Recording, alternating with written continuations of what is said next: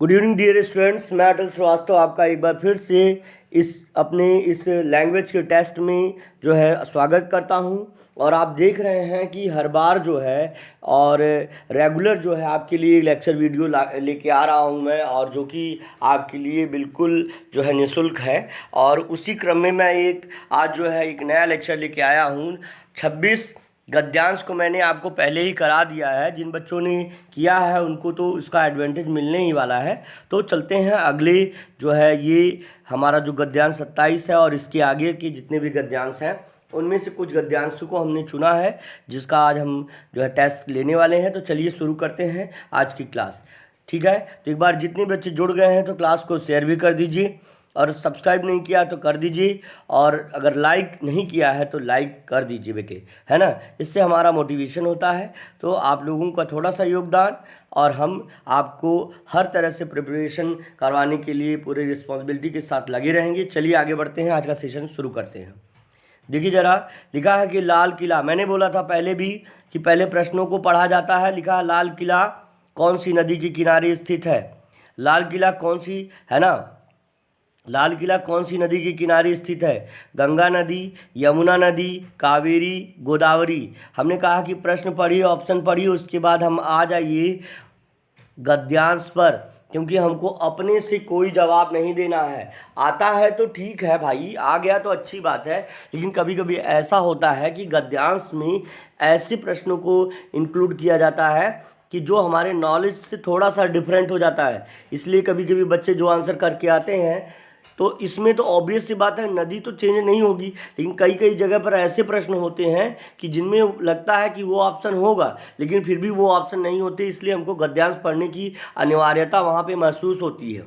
तो चलिए आज के इस क्वेश्चन के आंसर को ढूंढते हैं अपने गद्यांश में से और पढ़ते हैं गद्यांश। लिखा है कि दिल्ली का लाल किला एक प्रसिद्ध ऐतिहासिक इमारत है।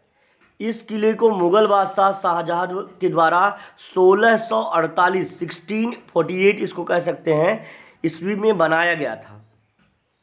लाल किला भारत में महान ऐतिहासिक स्मारकों में से एक है।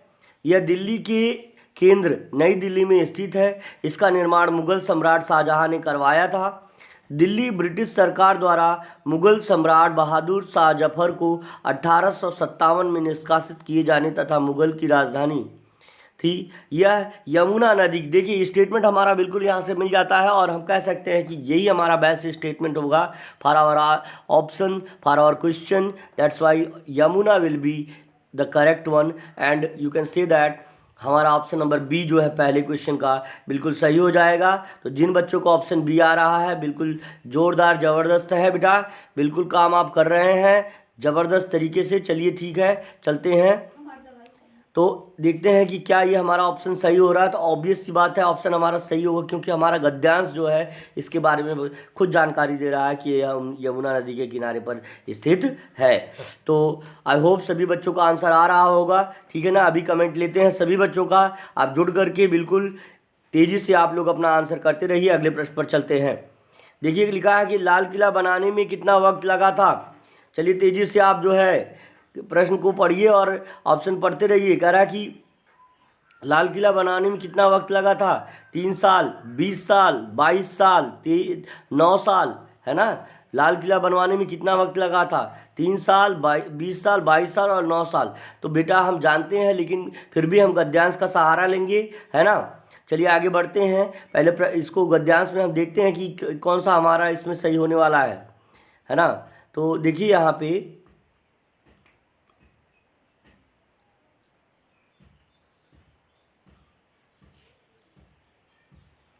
देखिए यहाँ लिखा है दिल्ली में कई ऐतिहासिक दर्शनीय स्थल है। लाल किला भी इन्हीं ऐतिहासिक स्थलों में से एक है। लाल किले की दीवारों का निर्माण 30 मीटर, है ना, 30 मीटर ऊंचे पत्थरों का प्रयोग करके किया गया है। इसके निर्माण का पूरा है। इसके निर्माण को पूरा करने में लगभग 9 साल, 9 साल देखिए यहाँ पर ऑप्शन आ रहा है आपका।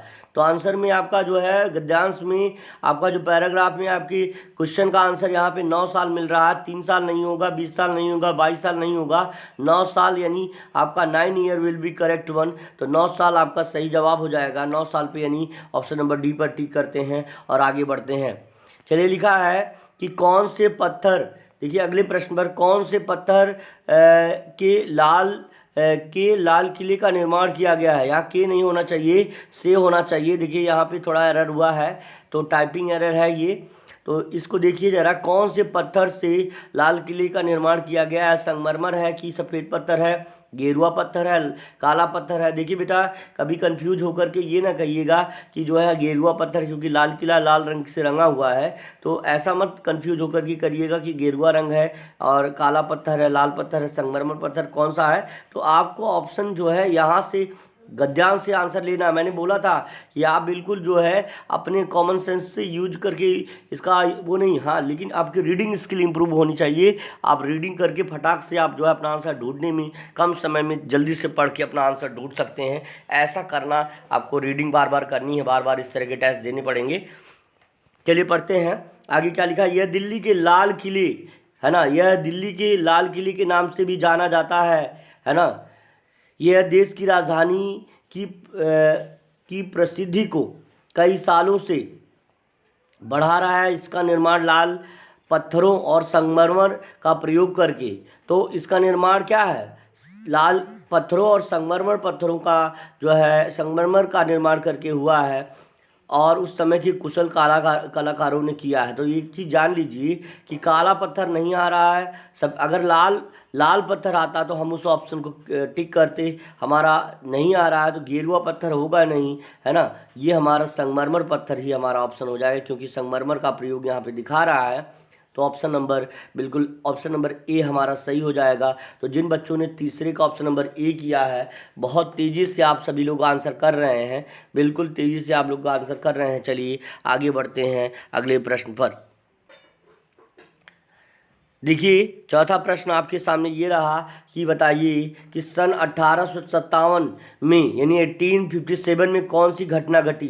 क्या शाहजहां की मृत्यु हो गई, क्या ब्रिटिश सरकार का आगमन हुआ, क्या बहादुर शाह जफर का निष्कासन हुआ, क्या लाल किले का निर्माण हुआ। तो आप देखिए ऊपर ही हमने पढ़ा है यहाँ पर 1800, देखो यहाँ पे बहादुर शाह जफर को 1857 में, यानी 1857 में निष्कासित किए जाने तक मुगल की राजधानी थी। तो कह रहा कि यह जो मुगलों की राजधानी थी, कब तक, कौन सी घटना घटी, जब तक बहादुर शाह को का निष्कासन जो है दिल्ली से नहीं किया गया था। तो ऑब्वियस सी बात है, हमारा ये ऑप्शन मिल रहा है चौथे का ऑप्शन नंबर सी बिल्कुल सही हो जाएगा, है ना। आपने देखिए इसका किया ए और इसका करेंगे सी। आपका ऑप्शन नंबर सी जो है चौथे क्वेश्चन का बिल्कुल सही हो जाएगा। जिन भी बच्चों का ऑप्शन नंबर सी होगा, बिल्कुल एग्जैक्टली आपका यही ऑप्शन होना चाहिए और आपका आंसर बिल्कुल सही है। चलिए अगले प्रश्न पर चलते हैं। कह रहा है लाल किला एक स्मारक है, कैसी, पौराणिक, कोई नहीं, पौराणिक नहीं है। देखिए यहाँ पे अभी आपको देखिए दिल्ली में कई ऐतिहासिक स्थल है, लाल किला इन्हीं ऐतिहासिक स्थलों में से एक है। तो हमको कहीं पौराणिक, कहीं पुरानी, लंबी, इस तरह का वर्ड देखने को नहीं मिल रहा है। अगर हम पुरानी बात करें तो पुराना है भी, ऐसा नहीं है ज़्यादा नया है, पुराना ही है। तो एक चीज़ ये कह सकते हैं, ऐतिहासिक की बात हम यहाँ पे कर सकते हैं। ऐतिहासिक इमारत है ना, हिस्टोरिकल मोनूमेंट की बात हम करेंगे यहाँ पर। तो ये हमारा ऑप्शन नंबर सी जो है, जिन बच्चों का आ रहा है उनका सही हो जाएगा। चलिए आगे बढ़ते हैं अपने नेक्स्ट पैराग्राफ की तरफ। आई होप सभी बच्चे तेज़ी से आंसर करना सीख रहे होंगे। थोड़ा सा समय का यूटिलाइजेशन करने के लिए हमने ये स्किल चूज की है। तो तेज़ी से अगर आंसर आप करना सीख जाएंगे तो मे भी आप समय को अच्छे से यूटिलाइज कर पाएँ और आगे बढ़ने के लिए जो अपने अंदर जुनून भर पाएँ और समय को जल्दी से बचत करके अगला प्रश्न सॉल्व कर पाएँ। चलिए अगले प्रश्न पर चलते हैं। अभी देखिए भोजन से संबंधित है। अब कह रहा है कि स्वस्थ शरीर रखने के लिए, है ना, स्वस्थ यानी हेल्दी, अगर आपको अपनी बॉडी को केप्ट रखना है, अपनी बॉडी को केप्ट करके रखना है हेल्दी, तो आपको क्या करने की आवश्यकता है? हमें खाने का कम ध्यान रखना है। ऐसा तो है नहीं, अगर आप खाने का ध्यान नहीं रखेंगे तो भी आप जो है वीक हो जाएंगे। ऐसा नहीं है कि आप खाना नहीं खाएंगे तो आप हेल्दी रहेंगे, नहीं हो सकता। आपको भोजन तो लेना ही पड़ेगा। फिर क्या रहा कि जंक फूड खाना ज़्यादा खाना चाहिए, ऑब्वियस सी बात है। We should not take plenty junk food, है ना, because it is very unhealthy for us. तो ये आप सभी से बच्चे जानते हैं, मैंने बता भी रखा है। चिप्स का उपयोग ज़्यादा करना चाहिए, गलत है। और खान पान की अच्छी आदतें डालनी चाहिए। मे भी ये आंसर हो सकता है, लेकिन अभी हम इसको जज नहीं करेंगे। हम जानते हैं कि मे भी ये आंसर हमारा हो सकता है, लेकिन फिर भी हम जो है स्टेटमेंट को जज करते हैं अकॉर्डिंग टू द पैराग्राफ। यहाँ पे लिखा है जंक फूड आमतौर पर विश्व भर में चिप्स, कैंडी, पेस्ट्री, है ना, आदि जैसी खाई जाने वाली वस्तुओं को कहा जाता है, ऐसी वस्तुएं जंक फूड कहा जाता है। जैसे जैसे चिप्स हुआ, कैंडी हुआ यानी आप चॉकलेट इत्यादि खाते हैं, पेस्ट्री हुआ, पेस्ट्री आप जानते हैं, है ना, ऐसी वस्तुओं को हम कह सकते हैं कि ये जंक फूड है ना। बर्गर हुआ, पिज़्ज़ा हुआ, नूडल हुआ, ये सब जंक फूड है ना। तो इन सब चीज़ों को लेस अमाउंट में खाना चाहिए, क्योंकि ये और तरीके से भी अनहेल्दी होते हैं और हमारे स्वास्थ्य को इफेक्ट कर सकते हैं। और जो है आप कह सकते हैं कि और भी चीज़ें हैं, दांतों में कैविटी हो जाती है जंक फूड खाने की वजह से। तो चलते हैं अगले, देखते हैं हमारा ऑप्शन कहाँ मिल रहा है। अरे स्वस्थ जीवन जीने के लिए हम सभी के स्वास्थ्य का अच्छा होना काफ़ी आवश्यक है, जिसके लिए हमें पूरे जीवन भर स्वास्थ्यवर्धक खान पान, कैसी आदतें, स्वास्थ्यवर्धक खान पान और स्वस्थ आदतों को अपनानी है ना। यहाँ भी लिखा है स्वास्थ्यवर्धक खान पान और स्वस्थ आदतों को या अच्छी आदतों को अपनाने की आवश्यकता है। तो ऑप्शन नंबर डी यहाँ से आपका सही हो जाएगा। बिल्कुल आपका ऑप्शन नंबर डी सही हो जाएगा। आपका जो है क्वेश्चन नंबर 6 इसको कहिए आप, क्योंकि 5 प्रश्नों के उत्तर ऑलरेडी दे चुके हैं। क्वेश्चन नंबर 6 इसको कहिए, है ना। तो चलते हैं अगले प्रश्न पर। लिखा है कि निम्नलिखित में से कौन सा जंक फूड नहीं है। देखिए जंक फूड में आपका देखिए चिप्स आ गया, कैंडी आ गया, है ना, और पेस्ट्री आ गया। लेकिन कहीं भी देखिए पेस्ट्री है, चिप्स है, कैंडी है हमारा मिल रहा है, लेकिन रोटी इन तीनों में नहीं दिखा रहा है कहीं पर। इसलिए हमारा ऑप्शन जो है जंक फूड में हमारा नहीं है कोई। अगर नहीं शब्द रहे तो हमने पहले भी बताया, अगर नहीं दिखे तो पहले नहीं को गोला करिए और तब देखिए कि कौन सा जंक फूड है। तो है कौन है, पेस्ट्री है, चिप्स है, कैंडी है, तो कौन नहीं है, रोटी है, ये हमको मिल जाएगा, है ना। तो बिल्कुल सभी शेरनियाँ बिल्कुल अपना काम करते रहेंगे, आंसर देते रहेंगे, है ना। तो बिल्कुल आगे बढ़ते रहेंगे। चलिए देखते हैं तो हमारा ऑप्शन कौन सा हो जाएगा। यहाँ पे रोटी ही हमारा ऑप्शन हो जाएगा, यानी 7वें का, इसको 7 मानिएगा, इसको 7 का आप ए कह सकते हैं। 7A जो है हमारा आंसर हो जाएगा। चलिए आगे बढ़ते हैं अगले प्रश्न पर। कह रहा है, ध्यान से देखिए, हमारी भविष्य की पीढ़ी को कौन प्रभावित करता है। कौन प्रभावित करता है हमारी भविष्य की पीढ़ी को? तो गलत खान पान, गलत शिक्षा प्रणाली, स्वास्थ्यवर्धक भोजन और जंक फूड का कम उपयोग। तो ये आपको देखना पड़ेगा। देखिए क्या लिखा है इसमें, यहाँ पर कह रहा है जिसके लिए हमें पूरा, यहाँ पे लिखा है यद्यपि बहुत से तरीकों को, यहाँ पे देखिए लिखा है कि यद्यपि बहुत से तरीकों से जंक फूड को खाने का रिवाज दिन पर दिन बढ़ता जा रहा है और हमारे भविष्य को दुखद व बीमारीपूर्ण बनाता जा रहा है, जो विशेष रूप से हमारी भविष्य की पीढ़ियों को प्रभावित कर रहा है। तो गलत खान पान, है ना भाई, जंक फूड खाना ऑब्वियस सी बात है कि गलत खान पान है भाई, गलत खान पान है। तो जंक फूड को कम उपयोग जो है हमारे आने वाली भविष्य की पीढ़ी को प्रभावित करेगा, ऐसा नहीं है। स्वास्थ्यवर्धक भोजन खाने से पीढ़ी प्रभावित होगी, गलत शिक्षा पाने से। तो ये अब चूँकि प्रभावित तो होगी, लेकिन ये हमारा ऑप्शन नहीं है, क्योंकि हमारे गद्यांश में हमारे नहीं आया है। तो इसलिए हमारा ऑप्शन ए के साथ जाना चाहिए। तो चलते हैं देखते हैं ऑप्शन नंबर ए सही होता है कि नहीं। तो ऑप्शन नंबर ए आपका सही हो जाएगा। जिन भी बच्चों का ऑप्शन ए आ रहा है ना, 8वीं का ए, अगर आप 8वीं का ए कर रहे हैं तो आपका बिल्कुल सही ऑप्शन हो जाएगा ऑप्शन नंबर ए। तो जिन बच्चों का ए आ रहा है उनका बिल्कुल सही हो जाएगा। चलिए अगले प्रश्न पर चलते हैं। लिखा है आपका, लिखा है बेटा कि गलत या सही आदतें सिखाने की जिम्मेदारी किसकी है ना। गलत या सही आदतें सिखाने की सरकार की जिम्मेदारी, शिक्षक की जिम्मेदारी, विश्वविद्यालय की, माता पिता की, किसकी जिम्मेदारी है। तो आप सभी बच्चे हैं, सभी लोग जानते होंगे कि किसकी जिम्मेदारी होती है सही आदतें सिखाने की। खैर शिक्षक की भी होती है, लेकिन मूल किसकी होती है इसके बारे में बात हो रही होगी। तो चलते हैं, अगर आगे के स्टेटमेंट को पढ़ते हैं। देखो यहाँ पे लिखा है जिसके लिए हमें पूरे जीवन भर स्वास्थ्यवर्धक खान पान और स्वस्थ आदतों को, है ना, अपनाने की आवश्यकता होती है। यद्यपि बहुत से तरीकों से जंक फूड को खाने का रिवाज दिन प्रतिदिन बढ़ता जा रहा है और हमारे भविष्य का दुखद बीमारी तो करा माता पिता को अपने बच्चों की खाने पीने की आदतों का ध्यान देना चाहिए, है ना। गलत आदतों या सही आदतें सिखाने की जिम्मेदारी किसकी है। तो ऑब्वियस सी बात है, विश्वविद्यालय, शिक्षक, सरकार के बारे में नहीं कह रहा है। माता पिता की जिम्मेदारी है ये कि क्या है, अपने बच्चों को खाने पीने की सही आदतों का क्या है ध्यान रखना चाहिए, क्योंकि बचपन में सही और गलत को ही नहीं जानते। अगर बच्चे सही और गलत को ही नहीं जानते तो क्या करेंगे, और उनका ना ही उनका निर्णय कर पाते। तो इसलिए जब सही गलत का ज्ञान नहीं होगा तो ऑब्वियसली बच्चे उनका निर्णय नहीं कर पाएंगे। तो माता पिता की गुरुतर जिम्मेदारी होती है कि अपने बच्चों के, है ना, उचित विकास के लिए उनको सीख देते रहें। कैसे उनकी शैक्षिक सुधार होगा, कैसे उनका स्वास्थ्य सुधरेगा, कैसे जो है वो भी एक अच्छे नागरिक बन पाएंगे। तो ये माँ और बाप की बहुत महत्वपूर्ण भूमिका होती है।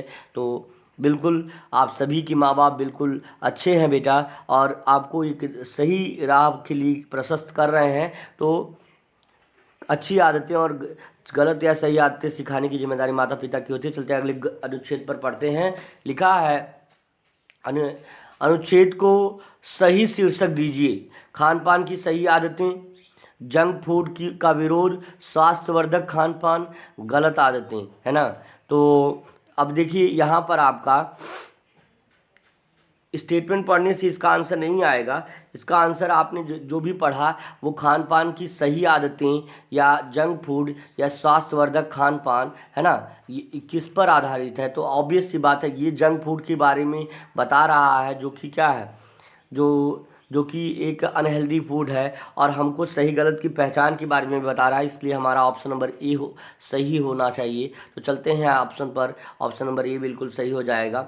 जिन बच्चों का ऑप्शन नंबर ए 10वीं का ऑप्शन ए आ रहा है बिल्कुल सही हो जाएगा। 10वीं का ऑप्शन नंबर ए जिन बच्चों का आ रहा है बिल्कुल सही हो जाएगा, बिल्कुल सही हो जाएगा। अगले गद्यांश के बाद मैं आप सभी लोग बच्चों का जो है स्टेटमेंट लूँगा, किस तरह से आप लोग जो है कर रहे हैं, टेस्ट अटैम्प्ट कर रहे हैं, है ना। देखिए जरा कह रहा है प्लास्टिक के बारे में क्या सही नहीं है। प्लास्टिक ज़मीन को प्रदूषित करता है, प्लास्टिक से कई चीज़ें बनती हैं, प्लास्टिक बायोडिग्रेडेबल पदार्थ है, और प्लास्टिक समुद्री जीवों को नुकसान पहुंचाता है। तो क्या चीज़ें हैं, आपको अपने ओपिनियन से ज़्यादा स्टेटमेंट या पैराग्राफ के ओपिनियन से मतलब होना चाहिए। देखिए प्लास्टिक प्रदूषण पर्यावरण में भारी मात्रा में प्लास्टिक कचरे के इकट्ठे हो जाने से उत्पन्न होता है ना। और प्लास्टिक एक नॉन बायोडिग्रेडेबल पदार्थ है, या पानी या मिट्टी को में विघटित नहीं होता, मतलब ये जो है डिकम्पोज नहीं होता। इसको अपमार्जक जितने भी होते हैं कीड़े मकोड़े इसको खा करके ख़त्म नहीं कर पाते। नॉन बायोडिग्रेडेबल ये सब्सटेंस है, और ये जो है पानी में या मिट्टी में डिज़ोल्व नहीं होता। जिस तरह से हम अगर फूल फल या कुछ लकड़ी को फेंक दें, देखते हैं कुछ दिन बाद वो सड़न होने लगती है नमी में खा करके। लेकिन ये अगर प्लास्टिक फेंक दें तो अगर हम साल भर 2 साल या और भी ज़्यादा टाइम लेकर के अगर हम उसमें जाके देखते हैं तो हमारा बिल्कुल हमको उसी स्थिति में मिल जाएगा।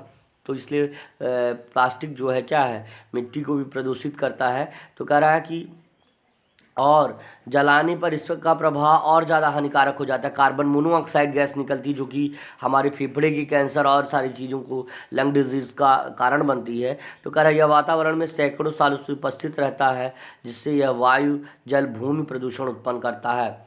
तो क्या है, प्लास्टिक ज़मीन को, भूमि मतलब ज़मीन होती है बेटा। तो ये आपका ऑप्शन बिल्कुल सही हो जाएगा। ऑप्शन नंबर देखिए एक मिनट थोड़ा सा देखना चाहेंगे। प्लास्टिक कई चीज़ों से बनती है। प्लास्टिक बायोडिग्रेडेबल नहीं, नॉन बायोडिग्रेडेबल है। प्लास्टिक समुद्री जीवों को नुकसान पहुंचाता है, तो मे बी कई चीज़ों से बनती है। तो आपका ऑप्शन नंबर बी जो है बायोडिग्रेडेबल है। देखिए यहाँ पे ऑप्शन बेटा देखो, यहाँ पर आप देख सकते हो, यहाँ पे लिखा प्लास्टिक जो है, अच्छा नहीं है, ओ सॉरी। यहाँ से देखिए बेटा, ये एक चीज़ बहुत सही है, कह रहा है हमने, देखिए बार बार हमने कहा कि नहीं शब्द जहाँ रहे वो उस चीज़ को हमको सर्कल करना, क्योंकि बार बार हम ये सोचते हैं कि हमारा ऑप्शन जो है बिल्कुल जो है प्लास्टिक के बारे में क्या सही है। तो सही जो है नहीं जो है हमको देखना है कौन सा सही नहीं है। तो आप कह सकते हैं कि बायोडिग्रेडेबल पदार्थ नहीं है। देखिए जबकि लिख रहा है कि नॉन बायोडिग्रेडेबल है, उस अकॉर्डिंग आपको कहना है कि ये एक बायोडिग्रेडेबल पदार्थ नहीं है, क्योंकि हमसे नहीं ही पूछ रहा है। तो ऑप्शन नंबर सी जो है 11वीं का आपका ऑप्शन नंबर, ये 11th आपका हो जाएगा, 11th का आपका ऑप्शन नंबर सी सही हो जाएगा। चलते हैं अगले प्रश्न पर, है ना। नहीं देखो बेटा, जब भी आए देखिए हमसे एरर हो गया तो मे बी आपसे भी हो सकता है, वो तो गलती है, थोड़ा सा सही समय पे हमने पकड़ लिया, लेकिन इस तरह से बच्चों का एरर होता है और बाद में यही जो है उनके अनसक्सेस होने का कारण बनता है। तो इस चीज़ को भी हमको ध्यान देना है। कह रहा है देखिए अगला, लोग प्लास्टिक का उपयोग क्यों करते हैं? लोग प्लास्टिक का उपयोग क्यों करते हैं? कह रहा है ये सस्ता और इस्तेमाल में आसान होता है, यह भारी होता है, यह भारी होता है। देखिए दो स्टेटमेंट एक ही बार लिख दिया गया, यह भारी होता है, यह भारी होता है। प्लास्टिक बायोडिग्रेडेबल है, ऑब्वियस सी बात है, यहाँ उपयोग क्यों करते हैं? देखिए प्लास्टिक बायोडिग्रेडेबल नहीं है। अब भारी है कि हल्का है, इस चीज़ को देखिए ज़रा, आगे थोड़ा सा स्टेटमेंट पढ़ते हैं। कह रहा है यहाँ तक, इसके साथ मनुष्य, जीवों जंतुओं और पेड़ पौधों के लिए भी बहुत हानिकारक है। प्लास्टिक के चलते प्रतिवर्ष कई जीव जंतु और समुद्री जीवों की मृत्यु हो जाती है। प्लास्टिक के प्लेट, बैग, चम्मच, चश्मे और अन्य चीज़ें बाज़ारों में आसानी से उपलब्ध हैं। ये वस्तुएं काफ़ी किफ़ायती और इस्तेमाल करने में काफ़ी जो है क्या होती हैं, आसान होती हैं। और उसके बाद लिखा है, जिसके बाद लोग क्या है, और देखिए इसमें जो है भारी शब्द कहीं पर भी नहीं आया है, तो यह भारी होती है, भारी होती है। नॉन बायोडिग्रेडेबल है तो ये हमारा ऑप्शन होगा ही नहीं। ये जो है काफ़ी सस्ता है ना, काफ़ी सस्ता है, समझ में आया ना। तो बिल्कुल सस्ते रहते हैं, इस चीज़ को आपको देखना है। ऑप्शन नंबर ए के साथ जाना है आपको, तो आपका ऑप्शन नंबर ए आपका सही हो जाएगा। ये काफ़ी जो है क्या होता है, सस्ता और इस्तेमाल में आसान होता है। देखिए कह रहा है आसानी से उपलब्ध हो जाती हैं सभी वस्तुएं किफ़ायती और इस्तेमाल करने में आसान होती हैं। यहाँ पर ये स्टेटमेंट आपका मिल गया, that's why option number A आपका सही हो जाएगा। चलते हैं अगले प्रश्न पर, है ना। देखिए तेज़ी से जिन बच्चों को, जो बच्चे कह रहे हैं कि तेज़ी से बहुत तेज़ हो रहा है सर, तो मतलब ये है कि आपको भी इसी के अकॉर्डिंग ढलना पड़ेगा भाई मेरे, आपको इसी के अकॉर्डिंग ढलना पड़ेगा, आपको भी तेज़ी से आंसर करना सीखना पड़ेगा, ठीक है ना। तो चलते हैं, लिखा है कि प्लास्टिक समुद्री जीवों के लिए क्यों हानिकारक है?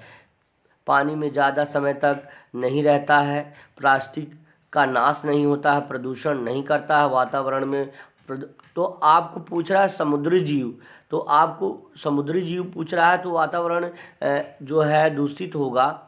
तो इसके लिए जो है वायु प्रदूषण से जो है यहाँ पे रिलेशन नहीं होना चाहिए। प्रदूषण नहीं करता है ये भी नहीं बात है ना। क्यों हानिकारक? प्रदूषण करता है भाई, इसीलिए हानिकारक होगा। प्लास्टिक का नाश नहीं होता पानी में ज़्यादा समय तक।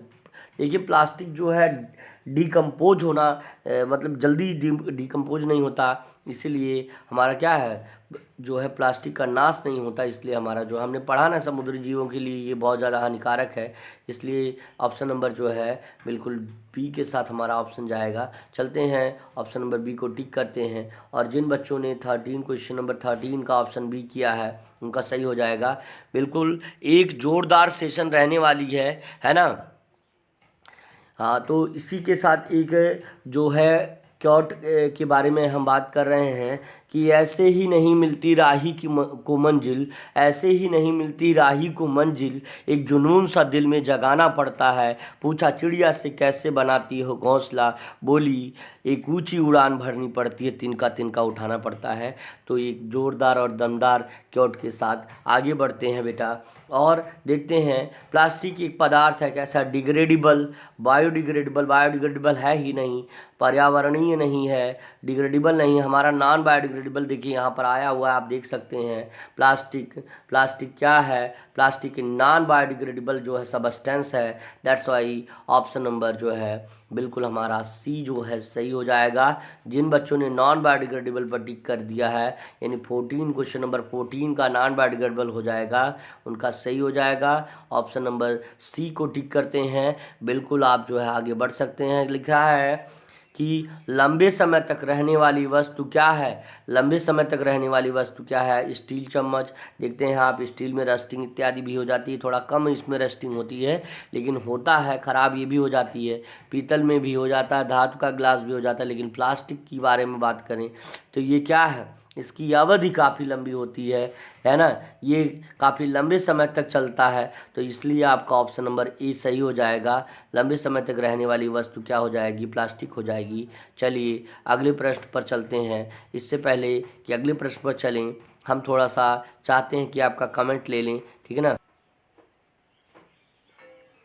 तो देखिए अभी जिन बच्चों का कमेंट आ रहा है लाइव जो है चैट में, तो बिल्कुल जो है, हाँ देखिए उत्सव वर्मा और शुभम यादव, बिल्कुल परी प्रियांश और अंश तिवारी और शिवांगी तिवारी और आदित्य आदर्श यादव, बिल्कुल सात्विक यादव है ना, अनमोल, हाँ सुप्रिया दुबे, बिल्कुल सही है जवाब बेटा। अर्पित गौड़ हैं, तन्मय मिश्रा, देखिए हाँ बिल्कुल पलक बेटा, पलक मिश्रा बिल्कुल सही है। और पमित सोनकर आपका भी बेटा सही आ रहा है। और चलिए आगे बढ़ते हैं इसी के साथ। खुशी, बिल्कुल नेहा यादव बिल्कुल सही है बेटा। और इंद्रजीत शुक्ला, आकांक्षा शुक्ला बेटा बहुत अच्छे बेटा, है ना, बिल्कुल। सृष्टि गुप्ता, अथर्व श्रीवास्तव बहुत अच्छे बेटे, है ना, बिल्कुल सही है। और अनन्या मौर्य बेटा बहुत अच्छे, बिल्कुल। प्रखर दुबे बहुत बढ़िया, है ना। स्वतंत्र वर्मा भी बेटा बहुत अच्छे बेटा, बहुत अच्छे। गैमिनेटर स्वाति वर्मा, है ना। अब इसके बाद जो है आपका बिल्कुल अर्पित वर्मा बेटा बहुत बढ़िया। नंदिनी प्रखर बिल्कुल सही है बेटा आप सभी का। रिया वर्मा बेटा बहुत बढ़िया, रिया वर्मा। गौरांशी मौर्य बेटा बहुत बढ़िया है, ये गौरांशी बेटा बहुत लगातार इस क्लासेस करने का रिकॉर्ड रहा है, गौरांशी का, आद्रिका का, स्वाति का और भी कुछ बच्चों का, है ना।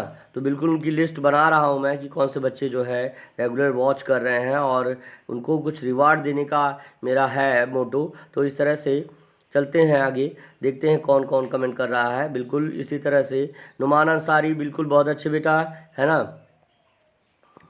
बिल्कुल। और आदर्श यादव बिल्कुल सही है बेटा, हाँ बिल्कुल बिल्कुल। शिफा अंसारी बेटा, शिफा अंसारी बहुत अच्छे, है ना, शिफा अंसारी बिल्कुल। आस्था आर्या, है ना। देखो बेटा लाइव चैट में जितने लोग जुड़ेंगे उन्हीं का जो है नाम आना चाहिए इस तरह से, है ना। हाँ अंशिका विश्वकर्मा बेटा बहुत अच्छे, अंशिका विश्वकर्मा बिल्कुल बिल्कुल बिल्कुल। सभी बच्चे जो है बहुत अच्छे से काम कर रहे हैं।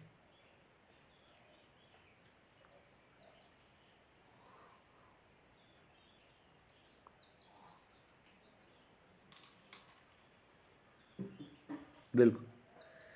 तो इसी तरह से सभी बच्चे जो आंसर कर रहे हैं, है ना बेटा, इसी तरह करते रहिए और आंसर आप जो है आगे बढ़ते रहिए, बहुत अच्छी बात है। और चलते हैं, लिखा है अगला प्रश्न, अगले प्रश्न पर चलते हैं। इसी के साथ लिखा है कि स्वस्थ शरीर रखने के लिए क्या आवश्यकता है ना।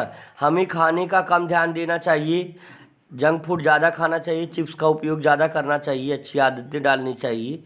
ये तो शायद हो चुका है, क्या जो था आपका वो 28वें गद्यांश जो था उसके सिमिलर ही था, इसलिए उस गद्यांश को हमने बदल दिया है। और आपका अब 31वां गद्यांश और ये आखिरी गद्यांश है आज के क्लास का। तो इस चीज़ को आप देखिए ज़रा। लिखा है ग्रहों के निर्माण में कौन सी बात महत्वपूर्ण है। कौन सी बात महत्वपूर्ण है यदि हम ग्रहों के निर्माण के बारे में बात करें? क्या गुरुत्वाकर्षण, ग्रहों का चक्रीय आवर्तन, है ना, वस्तुओं का, बिल्कुल सभी शेर शेरनियों का बहुत अच्छा जवाब आ रहा है, बिल्कुल ज़बरदस्त तरीके से। और चंद्रमा का जुड़ना, चंद्रमा का जुड़ना जो है कौन सा, तो कौन सा आंसर हमारा रहेगा ग्रहों के निर्माण के लिए सबसे महत्वपूर्ण? लिखा है ग्रहीय मंडल उसी प्रक्रिया से बनते हैं जिससे तारों की सृष्टि होती है। आधुनिक खगोल शास्त्र में माना जाता है कि जब अंतरिक्ष में कोई अणुओं का बादल गुरुत्वाकर्षण से सिमटने लगता है तो वो किसी तारे के इर्द गिर्द अनुग्रह आदि ग्रह चक्र बना देता है। पहले अणु जमा होकर धूल कण बना देते हैं, फिर कण मिलकर डले बन जाते हैं। गुरुत्वाकर्षण के कारण लगातार प्रभाव से इन डलों में टकराव और जमावड़े होते रहते हैं और धीरे धीरे मलबे बड़े बड़े टुकड़े बन जाते हैं जो वक्त के साथ ग्रहों और उपग्रहों की अलग अलग जो है रूप धारण कर लेते हैं। तो ग्रहों की चक्रीय, देखिए वस्तुओं की आपसी टकराव, गुरुत्वाकर्षण, तो यहाँ गुरुत्वाकर्षण प्रभाव का नाम आ रहा है। तो आपका देखिए यहाँ पे ये ऑप्शन, ये टकराव नहीं आ रहा है। ग्रहों की चक्रीय आवर्तन, चक्रीय आवर्तन के बारे में भी यहाँ नहीं कहा गया है। That's why option number A will be right, है ना। तो ए ऑप्शन आपका सही हो जाएगा बिल्कुल। जिन बच्चों का आपका 16वां, इसको 16वां बताइए, ये 16वां प्रश्न है, 16वें प्रश्न का आपका जो है क्या हो जाएगा, ए हो जाएगा, 16वें का ऑप्शन ए आपका सही हो जाएगा। चलिए अगले प्रश्न पर चलते हैं, देखते हैं। कह रहा है कि ग्रही मंडल के सृजन के प्रारंभिक चरण में कौन सी घटना घटती है। ग्रही मंडल के प्रारंभिक चरण में कौन सी घटना घटती है? ग्रहों के ध्रुवीय भ्रमण, ग्रहों का आपस में टकराव, है ना। तो ग्रहीय मंडल के सृजन के प्रारंभिक चरण में, यानी जब ग्रह बनते हैं, ग्रही मंडल बनता है तो उसके प्रारंभिक चरण में क्या होता है ना। तो आपस में टकराव होता है, पृथ्वी की परिक्रमा, गुरुत्वाकर्षण कम होना, है ना। तो गुरुत्वाकर्षण कम होना, परिक्रमा, पृथ्वी की परिक्रमा, यहाँ पे कोई भी नहीं आ रहा है। दो हैं ग्रहों का आपस में टकराव, तो ग्रहों का आपस में टकराव नहीं है, ग्रहों का ध्रुवीय भ्रमण में भी हो सकता है ना। तो चलते देखते हैं हमारा ऑप्शन नंबर कौन सा है। तो ऑप्शन नंबर बी आपका सही हो जाएगा, ग्रहों का आपस में टकराव जो हो जाएगा सही हो जाएगा, है ना। तो देखिए आपका है जो प्रश्न है, ग्रही मंडल के सृजन के प्रारंभिक चरण में कौन सी घटना घटती है। तो अगर हम बात करें तो ग्रही मंडल के प्रारंभिक चरण में आपका क्या होता है, जो है ग्रहों का आपस में टकराव होता है। तो चलते हैं अगले प्रश्न पर। इसी के साथ अगला प्रश्न है आपका, लिखा है अंतरिक्ष में अणुओं का बादल सिमटने का कारण क्या होता है। अंतरिक्ष में अणुओं का बादल सिमट, गुरुत्वाकर्षण, चक्रीय भ्रमण, अणुओं की परिक्रमा, अणुओं का टकराव, है ना। सिमटने की प्रक्रिया क्या होती है?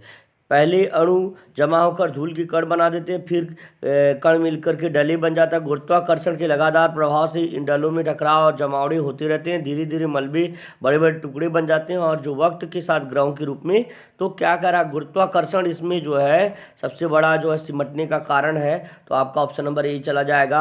आपकी कौन से प्रश्न, ये आपका 18वां प्रश्न है, 18, क्वेश्चन नंबर 18 है आपका, ये आपका 18वां प्रश्न है और उसका ऑप्शन नंबर ये आपका सही हो जाएगा। जिन बच्चों का ऑप्शन ये आ रहा है बिल्कुल सही हो जाएगा। सभी बच्चे जो जुड़ कर के काम कर रहे हैं, लगातार प्रयास कर रहे हैं, तो उनके लिए मेरी ढेर सारी शुभकामनाएं हैं और बिल्कुल राष्ट्र हित में आप लोग कार्य कर रहे हैं। तो चलते हैं आगे। करा चंद्रमा बनने की का क्या कारण था, चंद्रमा बनने का क्या कारण था। लिखा है पृथ्वी का परिभ्रमण, पृथ्वी का ध्रुवीय भ्रमण, पृथ्वी का चक्रीय भ्रमण, पृथ्वी का किसी वस्तु के साथ टकराना कौन सा है। तो आपको देखना है भैया, तो देखिए जरा, चंद्रमा बनने का कारण है, देखिए कह रहा है यहाँ से थोड़ा सा आगे बढ़ा दें हम, ग्रहों उपग्रहों और अलग अलग वस्तुओं का रूप धारण कर लेते हैं। जो वस्तुएं बड़ी होती हैं उनका गुरुत्वाकर्षण ताकतवर होता है और वे अपने आप को सिकोड़कर एक गोल आकार धारण कर लेती हैं। किसी ग्रहीय मंडल के सृजन के पहले चरणों में यह ग्रह और उपग्रह कभी कभी आपस में टकरा भी जाते हैं, है ना, जिससे कभी कभी वह खंडित हो जाते हैं और कभी जुड़कर वे बड़े हो जाते हैं। माना जाता है कि हमारी पृथ्वी के साथ एक